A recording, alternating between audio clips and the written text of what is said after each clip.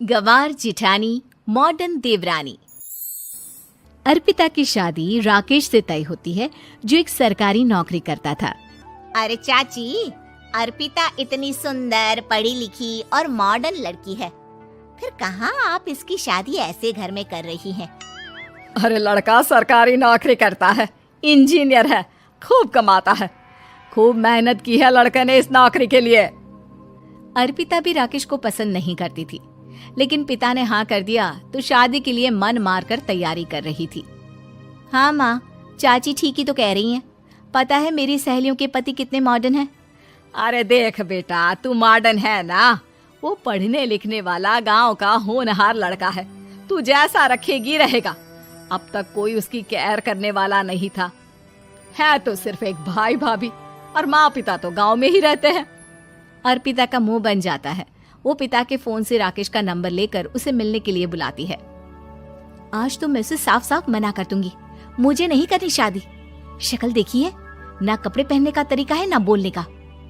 अर्पिता राकेश से मिलने जाती है। अब क्या हो गया, आपने मुझे अर्जेंट मिलने को बुलाया, सब ठीक तो है ना? हाँ सब ठीक है, पर मैं आपसे कुछ कहना चाहती हूँ। आप ना इस शादी से मना कर दे। राकेश की आंखें अर्पिता की इस बात से लाल हो जाती है। वो रोंधे गले से कहता है, लेकिन शादी की सारी तैयारियां हो गई हैं। मैंने आपके साथ एक अच्छे भविष्य का सपना भी देख लिया है। ऐसा मत करिए प्लीज। माँ पिता के अलावा मैंने किसी को दिल से अपना माना है तो वो आप ही है। देखिए, मुझे आपसे कोई समस्या नहीं है, लेकिन आप मेरे जैसे नहीं हैं। मैं मॉडर्न लड़की और आप। मैं आपसे वादा करता हूँ, जब तक आपके लायक नहीं बन जाता मैं कभी आपसे बीवी का हक नहीं मांगूंगा। अर्पिता राकेश का प्यार देखकर पिघल जाती है और शादी के लिए हाँ कर देती है।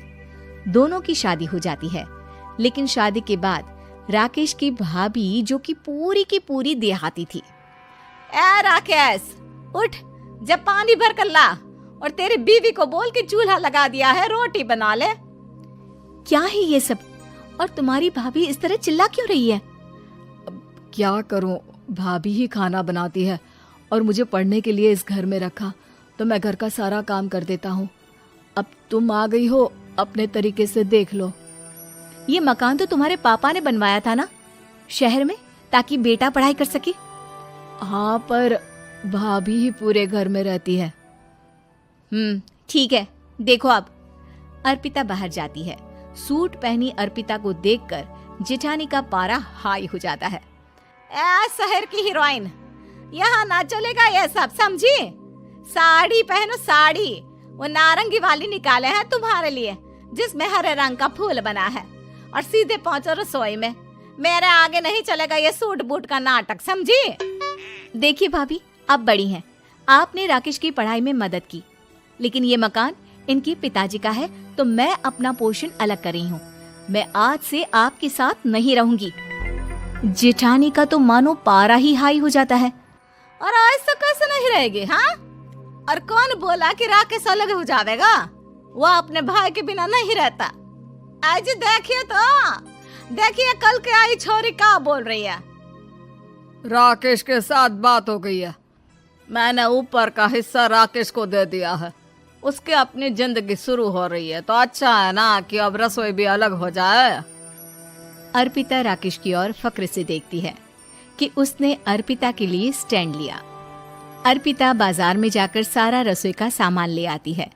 पिता के दिए सामान से घर सजाती है और अपने तरीके से पूरे घर की सजावट करती है।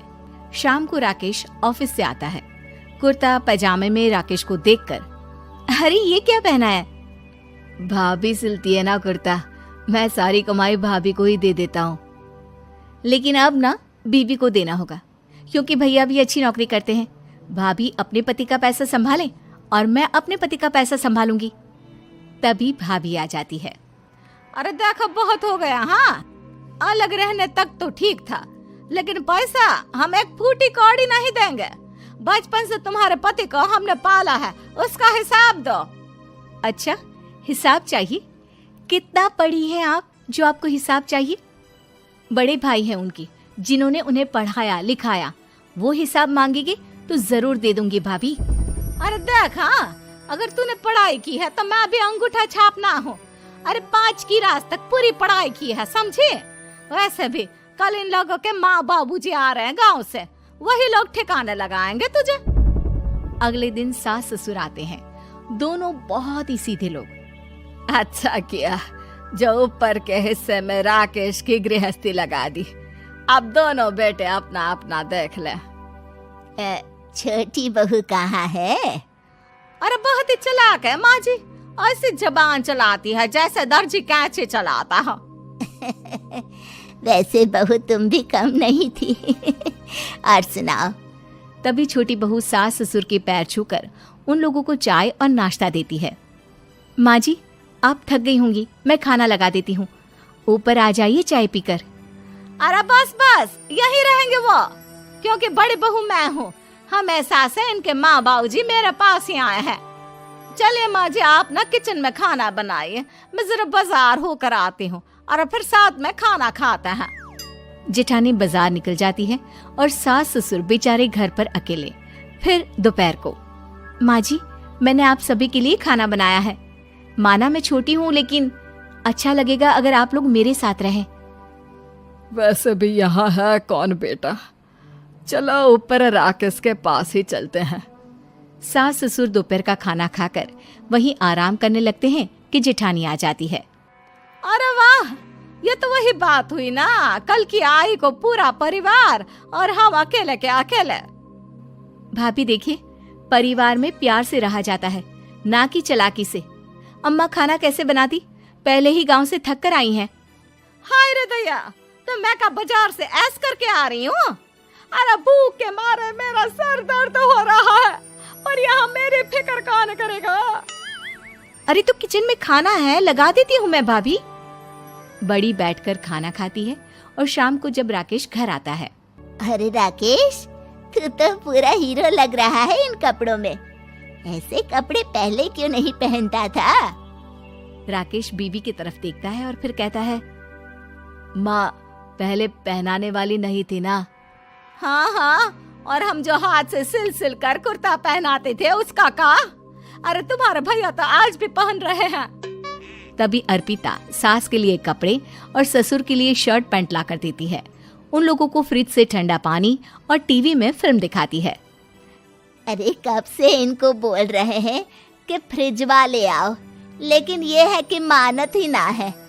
बहू, अब तो तुम ही समझाओ ससुर जी को। नहीं पापा, आप फ्रिज मत लीजिए। अरे वाह रे छोटे, खुद फ्रिज का ऐसे का मजा ले, और इनकी माँ के पास फ्रिज भी ना हो। अरे देखा पिताजी, देखा माँ जी कब बोल रही है। अरे उसकी पूरी बात तो सुन लो कि वो क्या बोल रही है। वो इसलिए क्योंकि अब माँ जी और पापा यहीं रहेंगे मेरे पास। घर को घर सिर्फ मॉडर्न या गांव की सोच नहीं, बल्कि संस्कार बनाते हैं भाभी, और संस्कार अच्छे हो तो सब सही हो जाता है।